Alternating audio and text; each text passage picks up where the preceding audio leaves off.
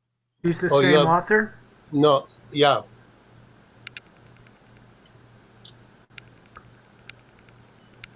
Okay. Either that's a different one, or the other one I was thinking of was reading the new Nietzsche, David Allison. Yeah. Maybe that's the same one. That's the same. Yeah, that's the same. Yeah. Okay.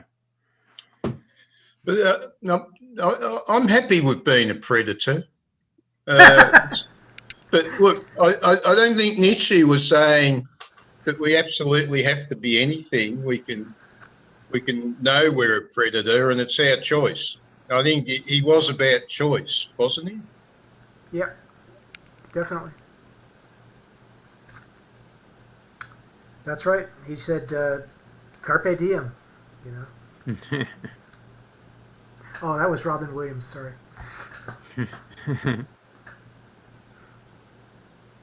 Oh well, don't forget the film Excalibur. Then John Borman's films. Another Nietzschean film was Zardoz, 1974. Ever seen that? Oh no, no, I have not. Very interesting film. Very interesting. So yeah, just remember John Borman, and check out the films he used to make. Yeah, John Borman. Okay. Yeah, I recommended The Queen's Gambit because it's an excellently produced series, really excellent, and you're more likely to enjoy it a lot if you are familiar with U.S. history since the 1950s and love chess. You like chess, yeah. So John Borman. Okay, recent creation then, right? Yeah, it's new. Yeah. Yeah.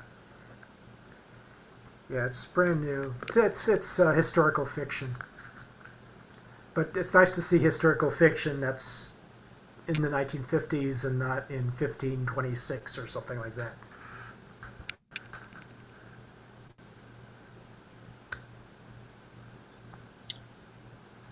Who was the chess player that ended up in Iceland? Bobby Fischer. Oh, right. So he ended up really sort of almost in a miserable condition, I think, didn't he? What was his crime against the United States?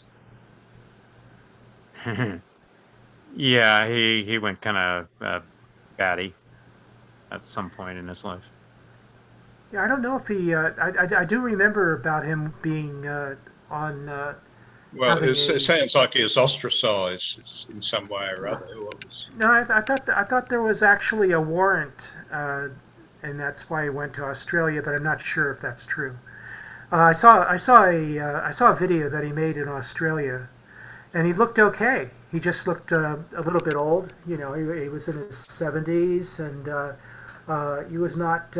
He didn't look poorly off or anything like that. He was wearing a winter coat, a casual winter jacket, and he just changed his lifestyle. He went from being a chess champion, wearing suits and keeping himself in top shape, and he probably was in good shape when he was older, and so he just went to being more casual and wearing a beard and so forth. That's all. I don't think there was a really big change. The video I saw, he was actually practicing chess moves. So, as was part of the video, was him practicing chess moves with I think he had a chessboard in front of him while he was talking. He was accused of becoming a neo-Nazi, which seems kind of strange, but other people became neo-Nazis, and so they didn't. A couple were arrested in Germany, but they didn't all kind of melt because they became neo-Nazis. I'm just trying to figure out what was the issue with the United States and why did they want what was the warrant about? I don't think it was anything really serious. It probably had to do with something he said that I don't know. I don't really remember exactly what that was. But I do know that he, for a while, he was known to be very radical right. and he was called a neo-Nazi. But the way that politics works is people will always accuse you of things you didn't exactly say. You know, like if you're on the right, they'll accuse you of being a Nazi. If you're on the left, they'll accuse you of being a Bolshevik. Exactly, whatever. Yeah.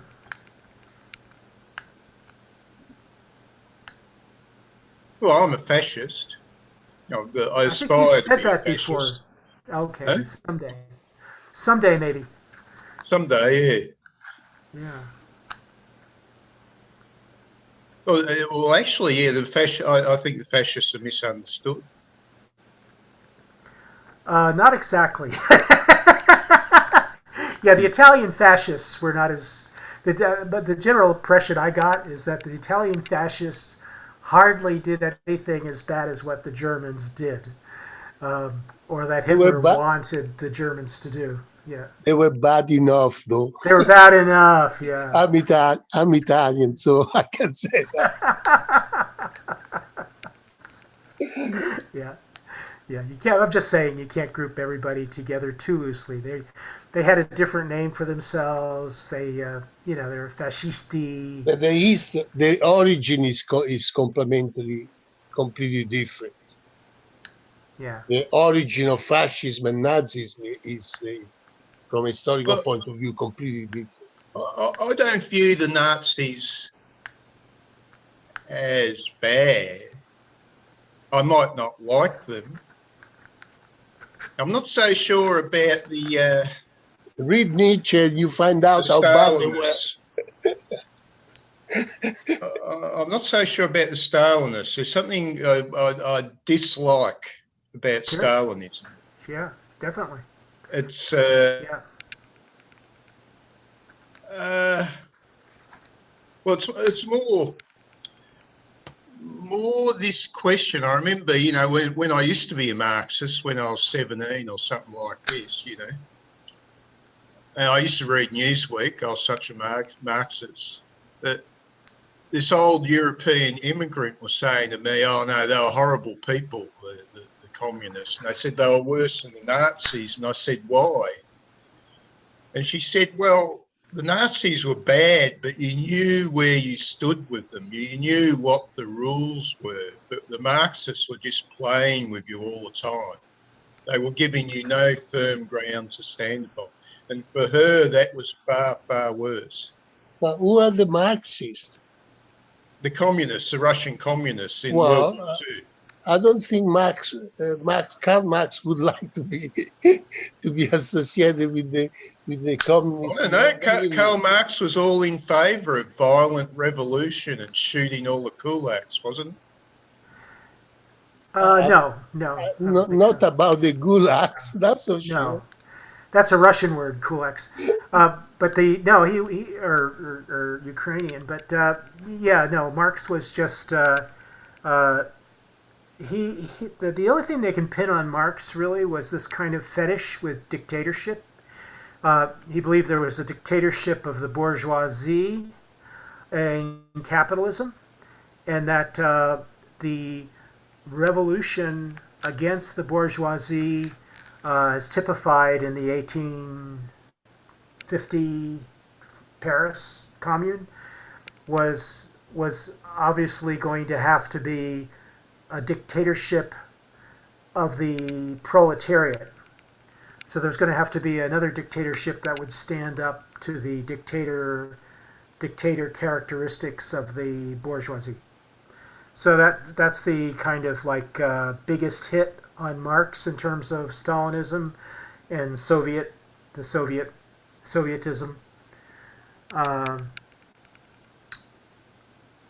Did he actually use the dictatorship of the proletariat, or just Communist in the Communist Manifesto on page 10 or something like that? He says, "You do dare to accuse us of believing in the dictatorship of the proletariat. What is wrong with you? Don't you realize, that there's a dictatorship of the bourgeoisie?" And so it's a rant. The whole Communist Manifesto was designed to be a kind of a rant, and that's the place where he gets the most ranty. But yeah, that's all. That's and Lenin was not especially nice guy. So did Lenin Stalin to run the country. So everything happened the way it happened. But I think Nietzsche's opinion would be kind of like, well, just leave it alone. That's what they get. They wanted it, they got it. I think that would be possibly you haven't come Nietzsche's across opinion. Marx's German idealism, have you, or the German ideology? The German ideology. I don't think I read that. I'm not familiar. I'm not sure if I read that. The German ideology. Well, that was about 3 or 4 years before Das Kapital. And it wasn't well known. It was only in the 30s, that it's 1930s, it started to become popular.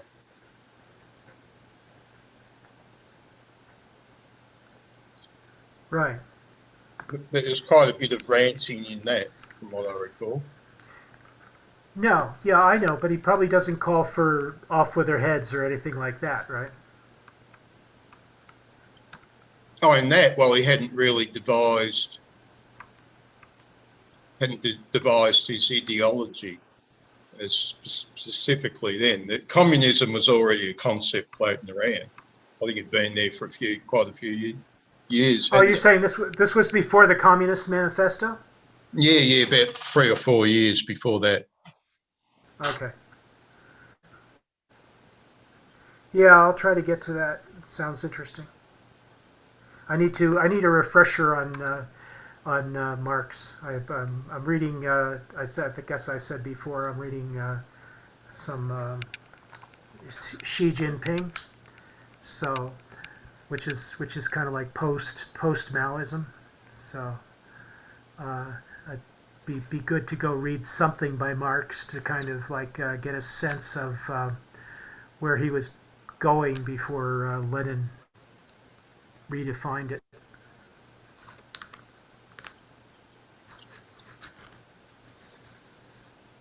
The interesting pages on Marx are those where he talks about the alienation due to industrialization and so on. I think those are very, very enlightening pages. Yeah, that's where he gets kind of philosophical and deep. Yeah, that's cool. Yeah, he wasn't a fascist. That's the interesting thing. The fascist idea more or less came with Mussolini, and even though it can be distinguished from Nazism, it still was not very nice. It was about the party members all had to go into submission to the leader. You know, a lot of the ideas in Nazism came from fascism, and so there's the submission. I don't know if the fascists really had an ideology to start off with. Yeah, they did. Yeah. What was that? Writing, the submission of the will. Stephen is not too wrong there. Actually, you know. I mean, Well, as far as I know, the fascists because Mussolini started off as a mutual protection society from. They actually involved socialists. Mussolini started out as a socialist. Exactly. It was socialists joined hands with the right wing to protect themselves against the more extreme Marxists. A lot of the fascists were in fact socialists, even in the Nazi party. Exactly. Ernst Röhm was a Right. socialist. No, but Mussolini took over the party, and Mussolini developed the ideology he created of the fascism. party. He didn't take the party. He didn't take over the party. He created the party. Okay, so eventually Mussolini, he became a fascist. Please allow me. Okay, Mussolini was the editor-in-chief of the newspaper Avanti. Right. He was the paper of the socialist Italian Socialist Party. So for him, in order to be the editor-in-chief of the Avanti, he was be a socialist in the family of the socialists, right? Now, I how did he guess move that. from socialist to fascist? Is That's where the question is. And Well, as Right. so fascists are to a degree socialists. They're just not Marxists. I mean, you look at Nazi Germany. There's a lot of stuff that was socialist there, but just not in the Somewhat sense of Marxism. somewhat socialist, just not Marxist, not very Marxist. And uh, they had themes of Marxism, but not very strong themes. They believed in independent capitalism. I read a paper by Mussolini about fascism, which is extremely fascist. It was about the submission of the will of the party members. That the party members would all have to follow the doctrines of the church in learning to submit their will to the leaders of the party. Yeah, but And it wasn't like an entreaty. It was like the rules. He was giving the rules from a very high position. He was very dominating.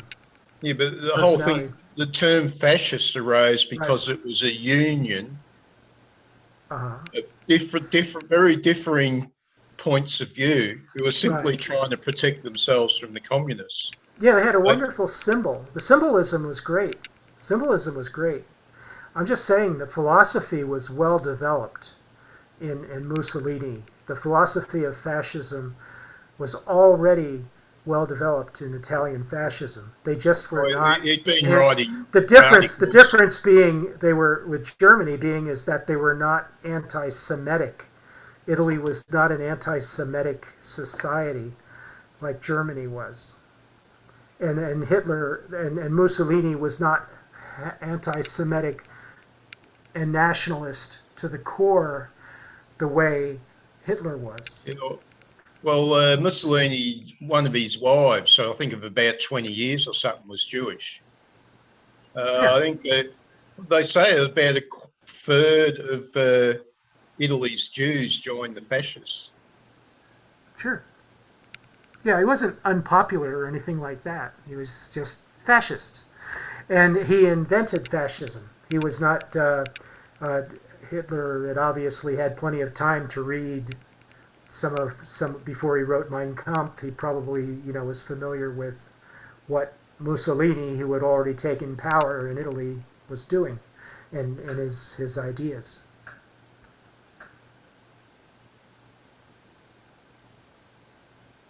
So watch out!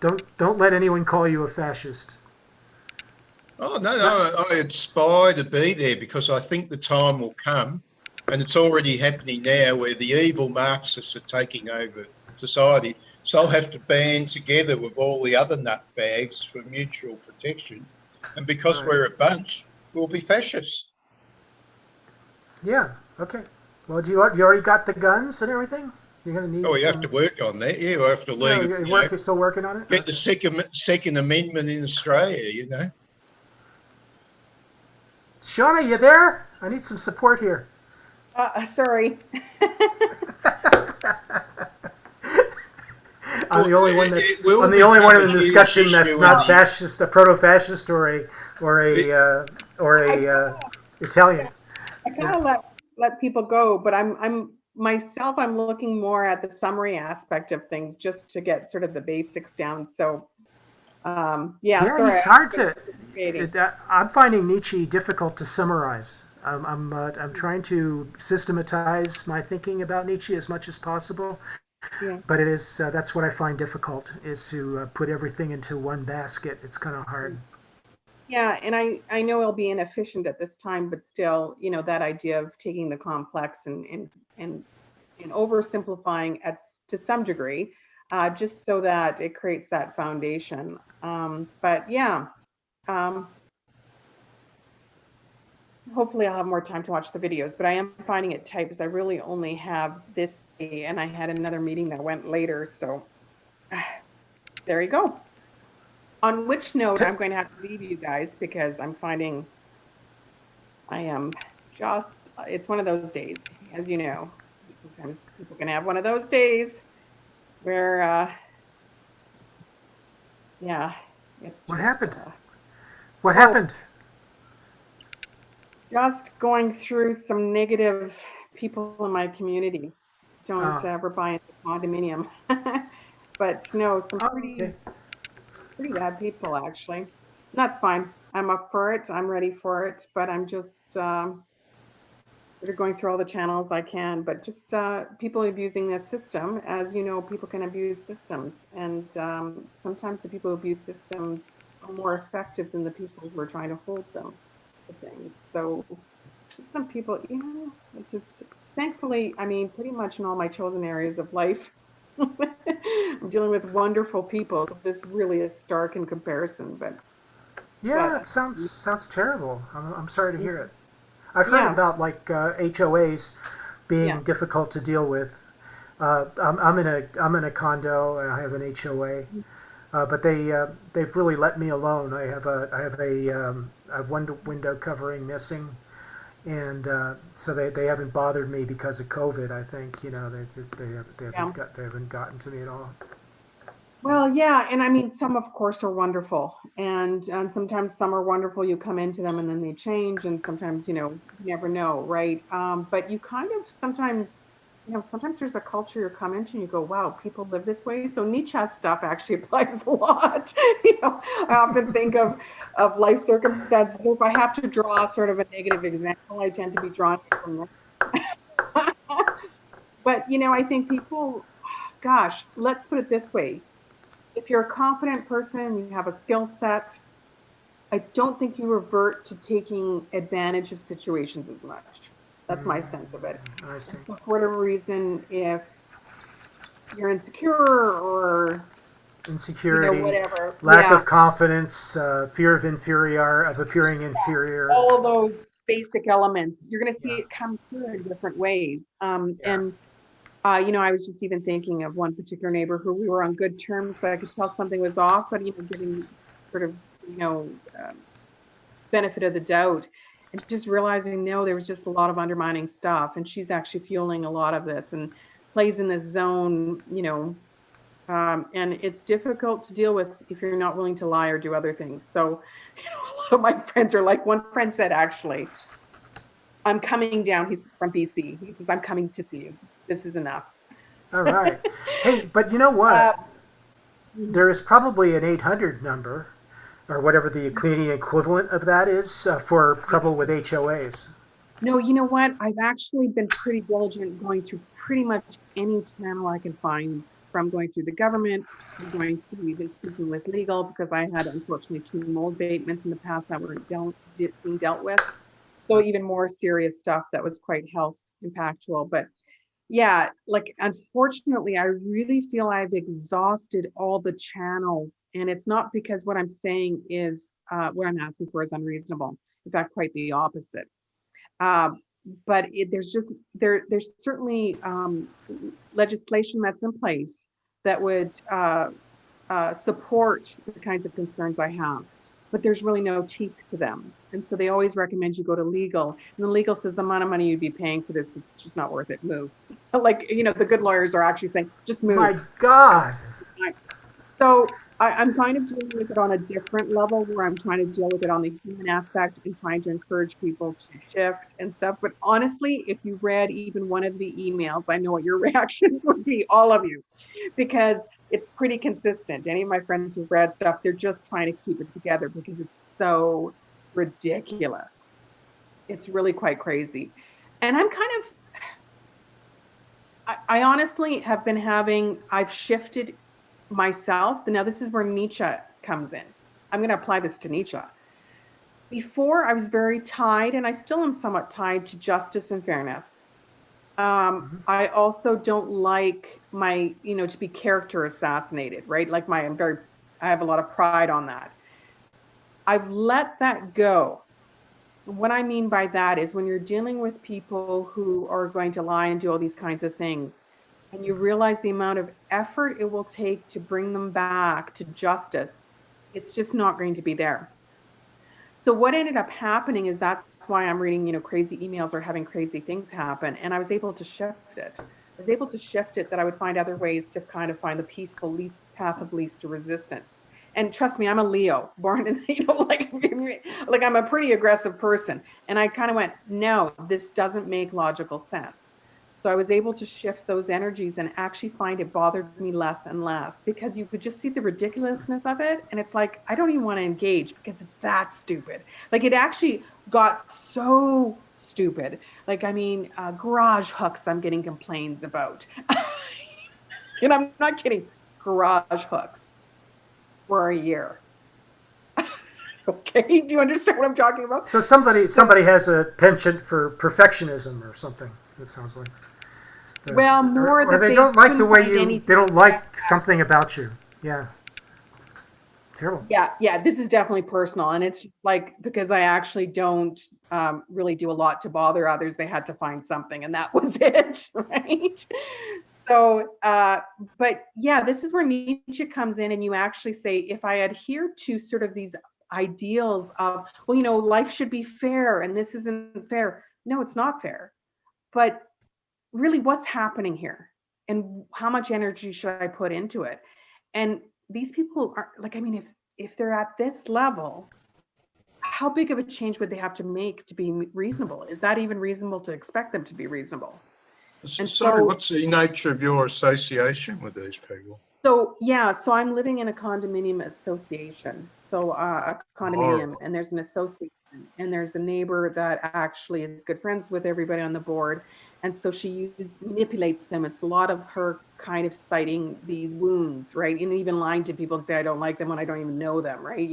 So that, she's got a few people on side, but that's all she needs, because they kind of can wield power if they want. And they shouldn't be able to, right? Like I had another neighbor across the way, and we're actually part of different boards. We have 3 different boards in this complex. And when he found out about the hooks alone, he works in construction and has done it for 30 years. He was so irate. He goes, this is nuts. And I go, yes, it's nuts.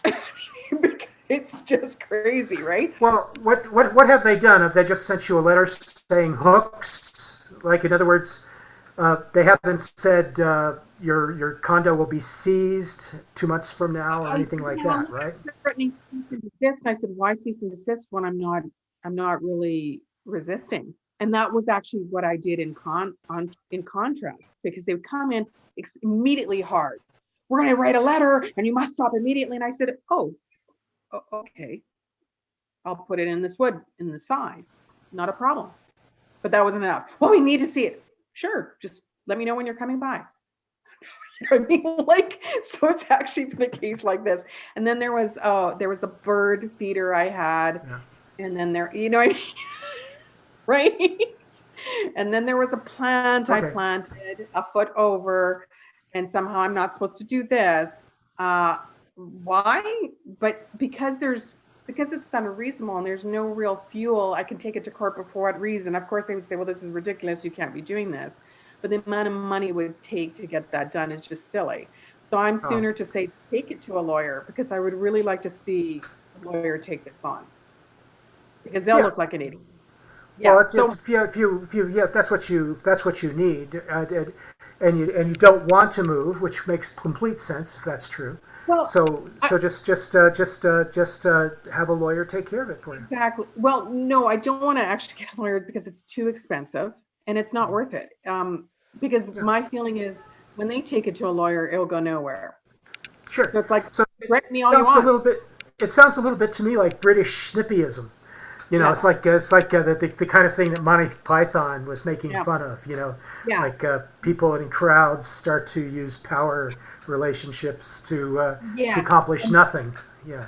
And that's essentially where I've gotten to, because I see it for what it is and realize, because my friends, for example, the neighbor that's not very pleasant decided to blow a hole in her leaves in my yard, and she did that one day and I cleaned it up, and she did it another day and I cleaned it up, and the third day, I sent a notice and said, hey. And they said, oh, what are you making a big deal out of it? Right? I'm saying, well, my heart is like... So when they go and build the bonfire out the front of your place and burn you as a witch, do you feel a sense of malevolence coming from these people? Oh, for sure. For sure. like a demonic sense of malevolence. Yeah, and I think that what's happening is it's an interpersonal thing. And what it is it's not something that I've done specifically, because even when I was on good terms, the one neighbor, it was just little creepy things all the time. I'd have friends come over and she would be on the deck nearby and listening into the conversation. And so I'd invite her into the conversation. But there were sort of undermined things she was doing all the time. She would talk to her roommate and told me a lie about them, and it was unnecessary. And that's why I kind of believed it, because I thought, why would she lie about that's called gaslighting, by the way. Yeah. Well, but yeah, that kind of stuff was going on when we were on good terms. So I think there's just some sort of jealousy thing happening, and because there was something impaired when that was happening. There's something impaired in the other person, and it can be their modus operandi. It could be that's their natural state and have nothing to do with you. Because I've worked with people that were like that. You know it. I mean, the fact that she's kind of seasoned at this, I get a sense that this has been her life for quite some time, and I just happen to be sort of in her target. And because I'm actually, it's almost worse now because I'm not reacting. Initially, I was getting a little ticked off and saying, like, why are you using my driveway without permission? You blocked me out of my driveway, like stuff like that, okay, for 3 days. You know what I mean? Right. So, I'm kind of going, why are you doing this? And just sort of constant. Oh, they were blocking you. Yeah. Well, okay, so it's not just against your infractions, it's people being antisocial towards you, too. Yeah. So it's not the same people. Pretty much the same person, but now she's gotten people on her, like she has a couple board members on her side, and she was. Well, you need to start taking legal action. I've explored it because I've explored it with. If it's just this gaslighting, you can just ensure your own privacy and tell her off. But because you're always in danger of running into sociopaths. Yeah, so that's what I was doing tonight. Basically, is that the RCMP have a file. Actually, when she initiated, she said I destroyed a bush, which I didn't. I went there one day. I showed a picture. He closed the book, and then I said to him, "This is what's going on." He told me to document. I got security cameras. And so that's what actually I was doing tonight, is just that at one point I wanted to, she's good at this, like she doesn't do super obvious things, and she mostly attacks me in the backyard and, does things in the backyard where people can't see. So what I did is I collected over some time, like a good year. So now there's a real case to be made, but I wanted them to be aware, just in case things start to escalate, all that will be in place. So that's what I was doing today. And then in terms of the other stuff, I'm basically just keeping everything documented nicely. And they really, for me to put energy and money into it when they don't have any place to go with it, is the smart thing to do. If they want to threaten me with lawyers, they can do it 1,000 times. It's not going to happen. Or if it does happen, that's going to be an easy thing for me to deal with. Because you'll prevail. Yeah, no, it sounds like you'll prevail, which is definitely what you want. Yeah. In fact, since the Condominium Property Act here in 2018 has stated that board members and property managers need to act in fair and equitable ways, and I've got enough documentation to show that is a problem here. So if they want to take it further, they're basically going to be frying their own butts, because then they'll say, thank you for providing this avenue. Here's all the information. Sure. And it's so obvious now that friends can barely stand it, because you'll see, all the complaints I've had, which are very minor in nature, and then major ones like grading changes that are going to affect my foundation that I've documented, not being addressed. So, and the way that they handle it in Alberta is that if you don't like what your board's doing, you have to collect the owners together and you have to vote them out. Well, half the people are scared here because they've experienced it firsthand, or they've heard of what happened, so they're scared. They've been here for years. Other people just don't care. If I'm not being hurt, then I don't want to get involved, right? So it's not going to happen. So really the only recourse is to do that. And legal, honestly, any smart lawyer is going to say, don't bother spending your money. You just move, because you're going to get nickeled and dimed. Anyway, I'm off. Nice seeing you all. See you next time. Thanks, Stephen. But anyway, that's it for me. Thanks for asking. But gone on as long as I did, because I don't I like to hope put energy into new spaces. I hope you can, I hope you can prevail, and I think that's what you should sort of like. Yeah, you're going to have to be a I've little got a bit note here proactive. saying ends meeting for all. What's that, Stephen? I think David says, who did David He pass? made you the host. He made you the host. Oh, did he? Oh, okay. So we're gonna. Well, I'm off myself. We can Someone. always leave separately too. Yes. Yes. All right. Okay, Thank well, nice I talking can to you, pass it. Sean. I can See you later. pass it over to somebody else by the looks of things. Who wants it? No, that's all right. I'll leave. We'll all go then. Good night, Okay. guys. Good night, Diego. Good, was Yes, good night. see you all later. You Yeah. James, You James, yeah, I'm James. Yeah. James, I have one question, James. Sure. One of the participants has asked me whether I would give some information privately. How do I get in touch with this guy privately? If you have his Meetup ID, like I'm James Cook, and you could find me on Meetup through my through the Meetup But going through the list of attendees. yeah, but So you can for click example, through and get yeah, to but my yeah, but messages. for example, last week your name was no longer in the list of the meeting. That's because there's 4 different meetups. So David has it listed 4 times. So you Oh. have to find the one that has the most attendees and that has my name in it. Okay. It's the Seattle Analytic Philosophy Oh. Because, meetup. okay. Because And I didn't see the chat, and the guy is Sagnik Bergi. But Sadik Bergi. Okay. yeah, but I'll I go don't, look for him. I'll go look for his if I have his entry. email, I would send him a message. You want to send him a message. Yeah. You know how to use Meetup messages? Sorry. Do you know how to use Meetup messages? Well, I was thinking that when I go to the contacts, I can send a message, but I don't think his name is there. Okay, I'm looking for it. Hang on. Oh, thank you. Sorry to bother you. Sure, no problem. Because last week I was trying to send you a love letter to you, but your name was not there, and And admit it, you don't love me, right? I love letter. No, I love you. Yeah, I mean, I love anybody who does so much work. I mean, let's Oh. face it.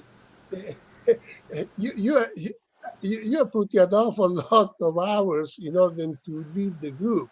So how can I not love you? I mean, that's Okay. in itself is a dedication which deserves some respect. Well, that's very nice of you. I'm almost at the last one now, and I don't see that name. I Doesn't come didn't up. see either. So I don't know how to. He said, please, he wants something about the asceticism, the ascetics, but he said privately. Well, Now, I will, how do you spell his name? Sagnik, Sagnik, SAD Sag, like, G yeah, Nik, NIK. and then his Oh, family name is Banerjee. Sagnik, yeah, Okay, so here's what you do. You have a Meetup account, right? yeah, Okay. Go into Messages. Click on Messages, yeah. and then hit the plus sign in the inbox on the left side. Click on the plus sign. Yeah. On the right side, it'll now say New Conversation and 2. And then you type in his name, SAGNIK, and there he is. Okay, so I go to the meeting. Okay, all right. The Meetup, and Yeah. go to Meetup, click on Messages, Yeah, and then inside Messages, you'll see on the left side probably a list of names and an inbox, yeah. and then you're going to Okay. click on the plus sign, All right. and Okay, that'll I'll open try up a conversation window. Type in his name, and he's Yeah. there, Sajid Banerjee. Yeah. Thank you. Sure. Thank you. Yeah. So actually, I study quite a bit Hegel You're too. so well read. No, yeah, you're really Well, well read. Yeah. no. Nietzsche. Yeah. No. I work because I had the great pleasure to study with Professor Harris, and Ah, he was a great Hegelian, and so I took several courses with him, and so it was a privilege to study with such a great scholar. that's great. Although I have to say, and I did some direct reading under his guidance, which were very rewarding. That's great. But Yeah. as you know, Hegel, you need a lifetime dedication. There's a lot. The books are pretty thick. Yeah, I've read as a matter of fact, I read the Kaufman translation of the Kaufman translation of uh, phenomenology, Yeah, and a couple times. It's a very difficult translation. The other books I read are philosophy of history and yeah. history of philosophy. I read This is the three yeah, volumes, three history of philosophy. yeah, I read some, not all of that, but Yeah, those lectures actually are yeah, easy. But when you go to yeah, phenomenology and when you go to the science of logic or even the encyclopedia, I mean, yeah. these are really tough courses. I don't even think that many people teach those courses. I mean, beside the phenomenology, I mean, the science of logic, very few people teach that course. Interesting. Yeah, it's coming back. There is a kind of like a strong Yeah, that's reawakening true. of interest in Hegel, Yeah. and also Schnelling, who was his roommate. Yes. Yeah. Yeah, yeah, indeed. Well, thank you So for the work you're doing, and I'm just of basically course, I'm basically doing I'm doing more work now, and you've probably read more than me in the past in your studies. but this Yeah. is hard going, and then Nietzsche is such a difficult thinker, uh, so precisely because he's not a system builder, it's very difficult. You have to No, he have doesn't. He doesn't hit you you have over to the have head everything in too front of much. you Yeah. in order to Right. understand where it comes from. You take Yeah. care. And if I Okay. came too strong, I do apologize. I didn't want to be. Yeah, I Uh, think we'll blend in a little bit better next time. I'll certainly try to be more patient. So thanks for contributing, Diego. thank you to you. You take care. Good night. Bye bye. Night. Bye bye.